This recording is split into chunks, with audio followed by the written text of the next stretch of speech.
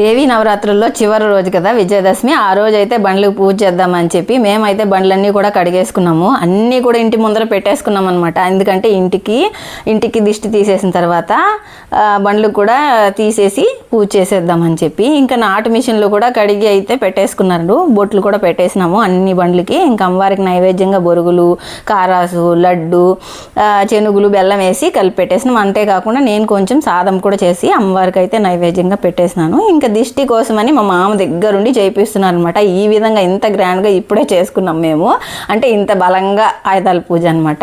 మంచిగా ఎలా చేయాలని మా మామ అయితే దగ్గరుండి చేపిస్తున్నారు. గుమ్మడికాయ అయితే కొట్టేసినాము. ఇంకా అమ్మవారి దగ్గర పెట్టిన పండ్లు, నైవేద్యము అన్నీ తీసుకొచ్చేసి బండ్ల దగ్గర పెట్టేసినాము. ఇంకా బండ్లకు కూడా కొద్దిగా పెట్టేసి అగరబత్తులు ముట్టించేసి ఇంకా అయితే కర్పూరం కూడా వెలిగించేసి ఇంకా గుమ్మడికాయ కూడా కొట్టేసినారనమాట. మొత్తానికి మా ఆయుధాల పూజ అయితే అయిపోయింది.